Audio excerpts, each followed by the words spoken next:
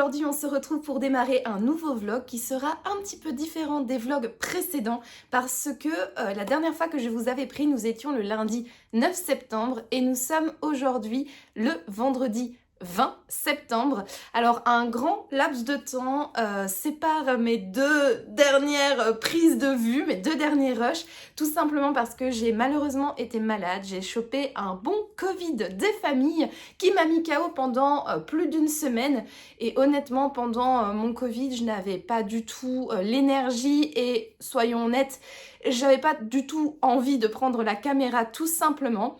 Alors au début je m'étais dit bon bah c'est pas grave, je vais skipper un vlog et tant pis, voilà je ne vais pas filmer pendant une semaine et c'est pas très grave.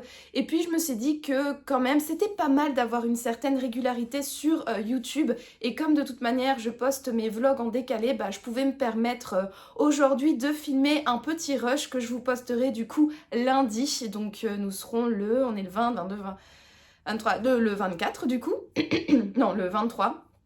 Je sais plus compter. Ouh là là, le Covid a eu plus d'effets que, que prévu. Donc voilà, je me suis dit que pour pas casser le rythme de publication des vlogs, j'allais quand même vous faire une petite vidéo. Donc ce vlog sera un petit peu plus court que ce que vous avez l'habitude de voir sur cette chaîne et sera composé uniquement d'un seul rush. Mais c'est pas grave, au moins vous voyez ma petite binette comme tous les lundis.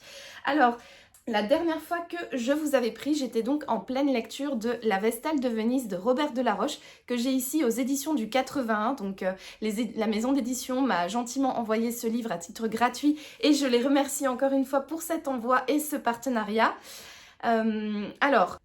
On suit, pour l'histoire, nous sommes à Venise en 1740 et on suit, il s'appelle Flavio Foscarini qui est un comte, un noble vénitien et avec son ami Gasparo, ils vont enquêter sur une série de meurtres qui sont arrivés pendant le carnaval de Venise. Donc plusieurs personnes des hautes sphères de la société vénitienne se sont fait assassiner et en fait chaque meurtre a un mode opératoire différent et donc Flavio et Gasparo vont enquêter là-dessus. Alors je vous en ai déjà parlé dans le précédent vlog, je trouve que ce livre, en tout cas à mes yeux, a un gros point négatif, c'est que l'intrigue est noyée dans tout ce qui est description historique, description de l'architecture, description d'objets divers et variés et pour moi malheureusement, voilà, je trouve que c'est un peu trop. Alors, on est ici dans un policier historique, bien évidemment, c'est bien de remettre quand même les choses dans son contexte pour qu'on ait quand même, qu'on sache, voilà, dans quelle époque nous sommes, quelles sont les coutumes, quels sont les us, etc. Mais en revanche, je trouve que là, l'auteur en fait un petit peu de trop. Je trouve que, en fait, j'avais vraiment l'impression de lire plus un ouvrage scientifique historique plutôt qu'un roman de fiction. Cela dit, je trouve que c'est quand même bien écrit, la plume de l'auteur est assez agréable, quoique un peu exigeante je trouve. Alors j'ai terminé le livre, j'avais de la température, j'avais le Covid, donc on va dire que j'étais pas dans un état non plus normal pour lire ce livre, mais même quand j'étais bien, je trouvais que parfois, waouh, il utilise des mots quand même relativement compliqués. Il utilise également des termes italiens, donc à la fin, heureusement, nous avons un lexique, quoique c'est quand même assez bien expliqué dans le roman tout de même. Mais voilà, il va utiliser énormément Nous avons un glossaire, pardon, pas un lexique, à la fin du roman. Mais par exemple, il va parler, Flavio et Gasparo sont au restaurant et on va leur servir des antipasto, donc pour dire des hors-d'œuvre. Ou alors, il va dire, voilà, le Caligo est tombé sur comment on appelle, sur la ville. Et le Caligo, en fait, ça veut dire brouillard en italien, ou en vieux vénitien. Enfin bref, ça veut dire brouillard. Donc, c'est chouette parce qu'on est quand même, en un sens... j'ai pas le vocabulaire aujourd'hui, décidément. Pas impliqué, on est en un sens immergé dans l'intrigue grâce à tous ces mots de vocabulaire italien, empruntés en tout cas soit au vieux vénitien ou à la langue italienne. Mais je trouve que parfois c'est un peu too much et en plus même les autres phrases et les autres mots en français, parfois c'est un peu, voilà, c'est un vocabulaire quand même et des tournures de phrases qui sont parfois un peu exigeantes. Cela dit, malgré ces points négatifs, je trouve que le roman a quand même des points positifs, notamment son intrigue. Bien qu'elle passe au second plan, je l'ai trouvée quand même intéressante. J'aime bien en fait le dénoué de son intrigue et l'orientation qu'il a donnée à son intrigue. C'est une orientation, pour être un petit peu spoilante, assez féministe, mais je trouve que c'est bien ancré dans l'histoire, c'est bien expliqué, c'est bien développé. Donc ça, je trouve ça intéressant. J'ai juste été un poil déçue vraiment par le dénouement, je l'ai trouvé un peu trop rapide. Et vous savez, quand le... Comment dire? Je vais peut-être un petit peu spoiler la fin du roman, donc si vous voulez pas savoir ce qui se passe, passez un petit peu plus loin.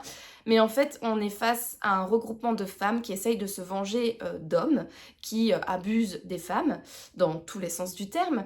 Et en fait, la chef de ce groupe de femmes va un petit peu va vouloir effectuer un nouveau meurtre, va se débattre. Il me semble qu'elle se fait tuer dans le combat et en fait, juste avant de se faire arrêter ou tuer, je sais, mais non, je pense qu'elle se fait tuer. Elle va crier un peu toute sa rage et pourquoi elle a fait tout ça. Et en fait, les autres meurtres ont été commandités à une autre femme, comment on appelle ça Ah là là, décidément, je suis pas vraiment remise hein, au niveau de mon vocabulaire, c'est pas tout ça. Mais à une acrobate, voilà, qui du coup peut aller un petit peu partout, grimper, enfin bref, voilà, vraiment rentrer dans les maisons et tuer les gens assez facilement du coup, et s'échapper surtout facilement. Et en fait, cette acrobate va s'enfuir. Donc au final, on a quand même une certaine explication du pourquoi des meurtres, mais il n'y a pas quand même une explication très développée, très riche. Et c'est Flavio et Gasparo qui soit disent ce qu'ils ont entendu pendant le combat avec la chef du coup du groupe de femmes, ou alors qui imaginent et qui vont un petit peu donner les raisons de pourquoi c'est l'acrobate qui a fait les meurtres, pourquoi elle s'est enfuie, etc.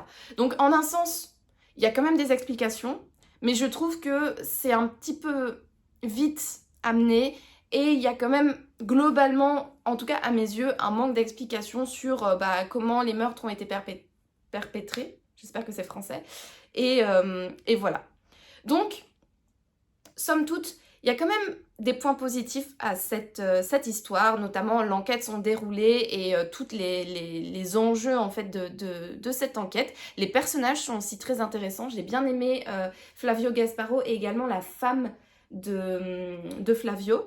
On évoque aussi pas mal de personnages ici qui ont réellement existé et ça aussi, notamment je pense que c'est une pastelliste, Rosalba Carriera, je pense qu'elle a existé si je dis pas de bêtises. Oui, c'est ça. Et j'ai bien aimé en fait que ce personnage apparaît quand même régulièrement dans ce roman.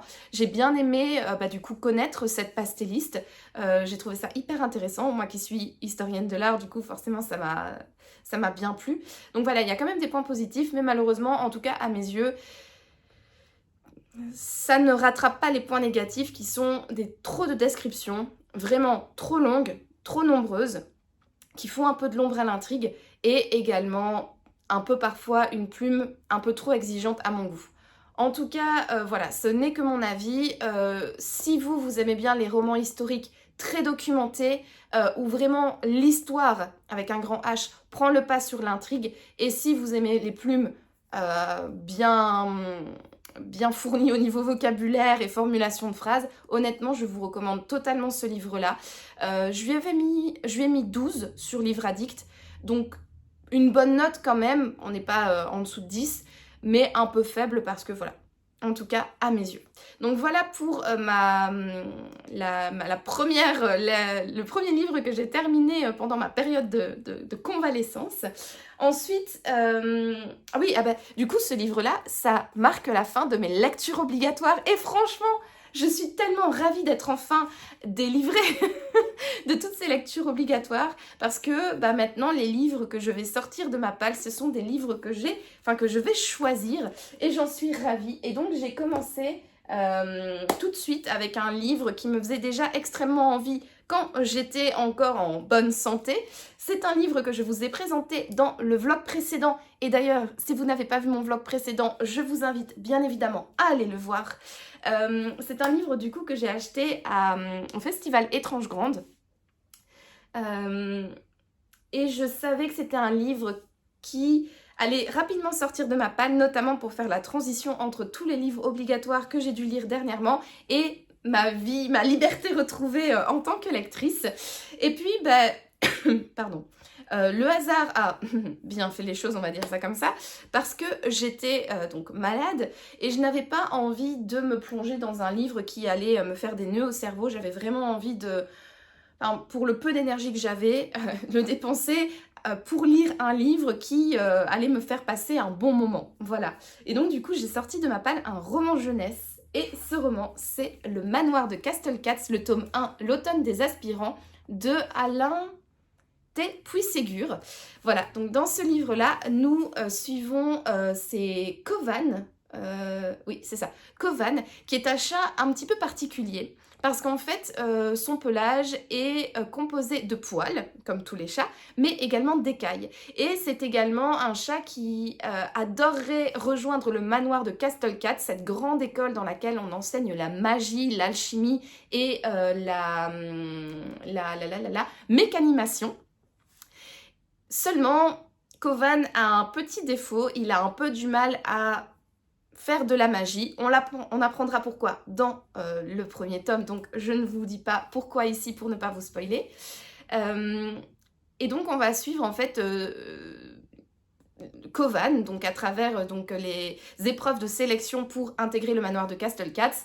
Bien évidemment, vous vous doutez bien qu'il va intégrer ce fameux manoir et donc on va suivre sa première partie d'année, donc avec les cours qu'il va suivre et les différentes épreuves qu'il va devoir réaliser pour pouvoir rester dans le manoir de Castelcats et poursuivre sa formation de Magocats, je pense. Si je ne dis pas de bêtises et que j'utilise le vocabulaire adéquat propre à ce roman. Alors, honnêtement, c'était clairement le livre dont j'avais besoin. C'était un livre tout doux, tout mignon, qui m'a vraiment enveloppée comme une couverture bien chaude et qui m'a tenue compagnie pendant ma période de convalescence. J'ai vraiment bien aimé cette histoire. Déjà, j'ai bien aimé l'univers et les personnages.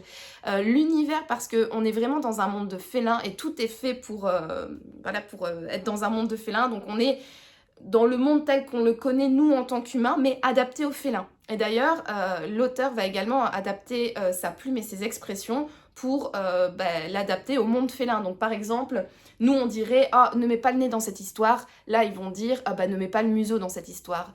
On va dire « Nous, tiens, je vais te donner un coup de main avec ça ». Là, on va dire « Ah tiens, je vais te donner un coup de patte ».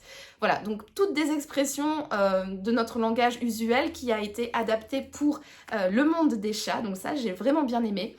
Et puis, c'est chouette, on est dans un roman jeunesse, donc du coup, les personnages sont tout doux, tout mignons. Même les personnages, les antagonistes, les personnages un peu plus méchants, ils sont quand même pas si méchants que ça, hein. C'est vraiment des petites pestes, mais ce n'est pas non plus des personnes...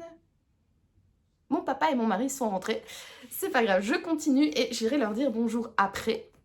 Voilà, donc ce sont quand même des méchants, mais qui sont pas non plus extrêmement méchants, extrêmement sanglants et extrêmement violents. Donc c'est vraiment des personnages qui sont quand même hyper attachants, mine de rien. Bonjour.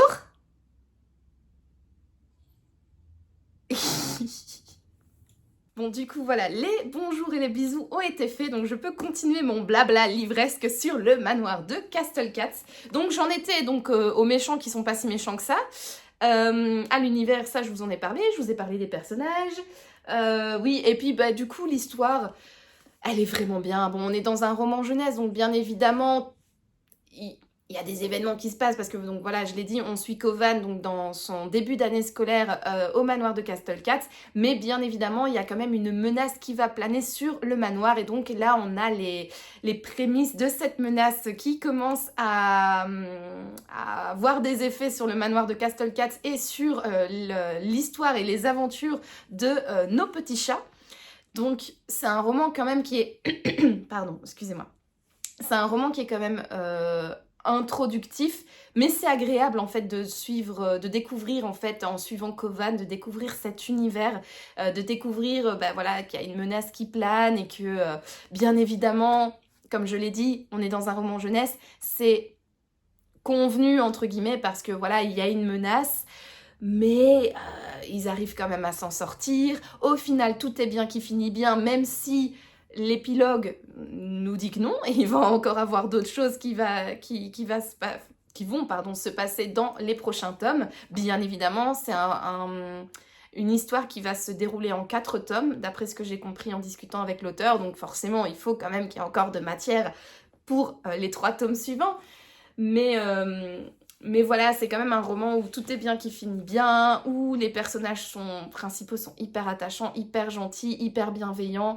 Enfin vraiment, c'est un roman tout doux, tout mignon, que j'ai vraiment bien aimé, j'ai vraiment bien apprécié. En plus, je trouve que la couverture est magnifique et les graphismes à l'intérieur également. Là, on a de nouveau la couverture. Et puis, on a la présentation de nos 4 amis. Donc, Kovan, qui est le chat avec les écailles juste ici. Et puis ensuite, on a sa copine Bruine, qui est un chat persan, qui est une gourmande, mais qui arrête pas de manger, qui est vraiment un petit estomac sur pattes. Et ils vont également faire la connaissance de Lexios, c'est ça, hein, oui. Lexios, qui est un chat bengale, qui lui adore tout ce qui est la mécanimation, voilà. Et puis Sirenia, qui est un chartreux, il me semble, qui est un chat beaucoup plus réservé, beaucoup plus calme, mais toujours là pour s'entraider en fait. Voilà, notre quatuor félin. Et oui, et ce que j'aime bien aussi, du coup, ils font référence, bien évidemment, en changeant un peu les noms des races, mais ils font référence à des vrais chats, enfin à des vraies races de chats. Donc on va suivre, il y aura des sphinx, il y aura des angoras, il y aura des bengales, il y aura des abyssins, enfin bref, tous les chats de race qui ont un peu chacun leur particularité. Donc voilà, ça j'ai vraiment bien aimé au niveau de l'univers, j'ai vraiment bien aimé la plume qui est, bon, on est dans un roman jeunesse, quoique je me souviens qu'à certains petits moments j'étais là genre, j'ai pas compris. Et donc du coup je relisais un paragraphe parce que j'avais un peu du mal à connecter là-dedans entre la toux, la fièvre, enfin bref, je vous passe les détails, pas de négativité sur cette chaîne, que du positif. Mais parfois ouais, j'avais un peu du mal. Mais je sais que c'était dû à mon état et pas dû à la plume de l'auteur, bien évidemment. Donc voilà, donc un univers, si vous ne le connaissez pas, franchement, je vous recommande fortement. C'est quand même tout mignon, c'est agréable quoi, c'est mignon et c'est tout doux comme un chat. La bonne conclusion. Vous l'avez compris, j'ai bien aimé et franchement, je n'ai qu'un regret, c'est de ne pas avoir pris le tome 2 au Festival Étrange Grande. Je regrette vraiment parce que je pense que j'aurais directement enchaîné avec le tome 2 parce que l'histoire s'arrête. Donc le tome 1 peut être lu tout seul, bien évidemment, mais on sent qu'il y a quand même... Enfin, l'épilogue et la fin de l'histoire, on sent que c'est pas fini, quoi. On sent que l'histoire va continuer sur, en tout cas, un 2e tome, ça c'est sûr. Et ça m'a donné envie d'enchaîner directement, quoi, parce que c'est le tome 2 enchaîne, d'après ce que j'ai compris, directement après les événements de la fin de celui-là. Donc je pense que ça va vraiment être une histoire continue sur 1 an. Parce qu'ici, le tome, c'est l'automne des aspirants, donc il se passe à l'automne, à la rentrée scolaire. Le tome d'après, la couverture, je sais pas si je l'ai en couleur.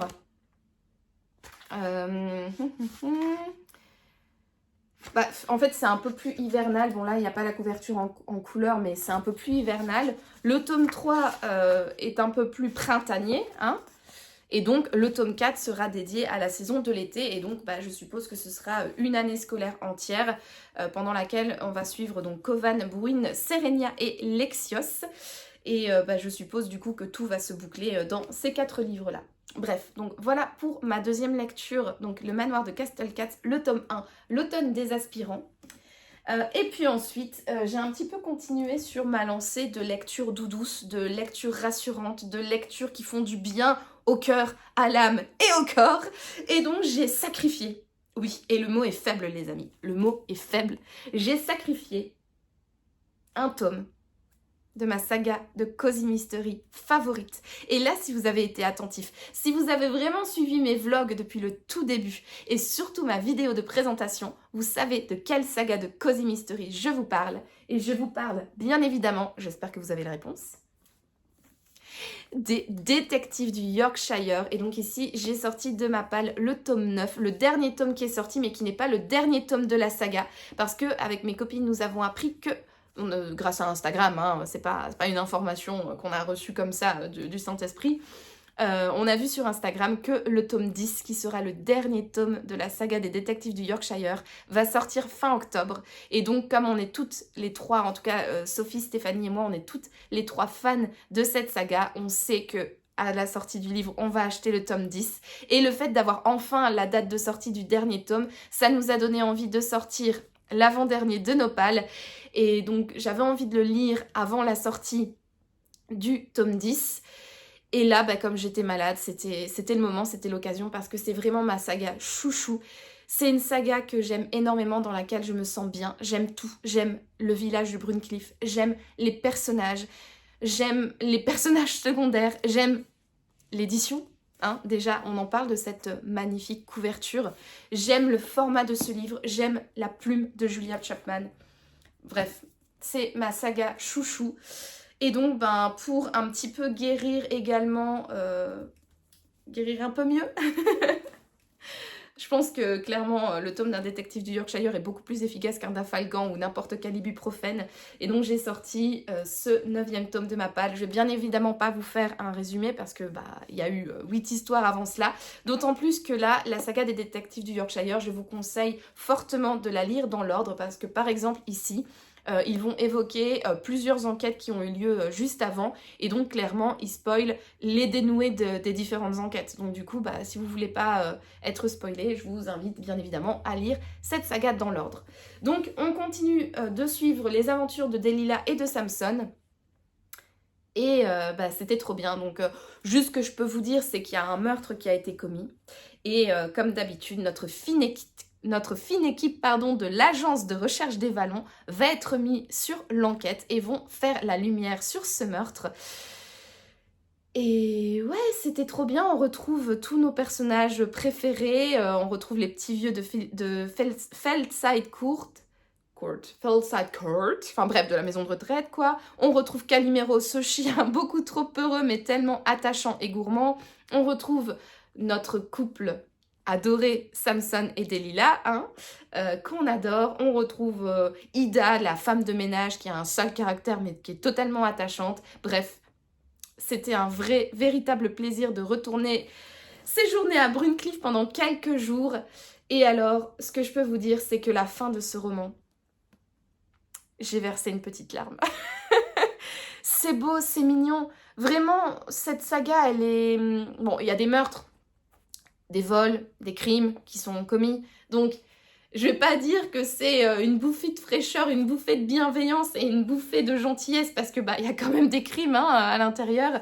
Mais si on enlève les crimes, c'est exactement ça. C'est une bouffée de fraîcheur, une bouffée de bienveillance, une bouffée de gentillesse, une bouffée... On a juste une envie, en fait, que ce village et que ces personnages existent réellement.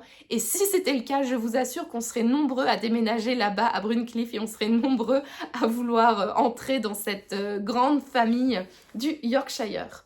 Donc voilà du coup pour ma dernière lecture de convalescence, donc le 9e tome des détectives du Yorkshire, qui est Rendez-vous avec la justice. Alors ensuite, après avoir terminé ce livre-là, j'ai enchaîné sur une autre lecture, mais je ne vais pas encore vous la présenter parce que cette lecture-là, je l'ai commencée lundi, donc nous étions le lundi 16, si je ne dis pas de bêtises, et normalement les lundis, je commence un nouveau vlog, et donc je vous parlerai du livre que j'ai sorti de ma palle dans le prochain vlog. Et voilà, c'est sur ce petit suspense que je clôture ce 26e vlog. Je vous remercie d'avoir regardé cette vidéo. Si elle vous a plu, n'hésitez pas à me laisser un petit pouce bleu ainsi qu'un commentaire pour me signaler que vous êtes passé par là et à vous abonner à ma chaîne pour me soutenir. En attendant, je vous souhaite comme toujours de passer une agréable soirée, une agréable journée ou une agréable nuit, peu importe, et je vous dis à bientôt pour de nouvelles aventures livresques. Ciao! Ça va? Je suis en train de filmer. J'en profite, je vais couper. Mouah. Ça va, mon chouchou? Je filme. Bah ouais. Je filme. Je lui ai dit chut. Attention. Mouah. Bon, je peux terminer? Ouais, on dégage. Bon, on va préparer l'apéro. Hein, Ouais.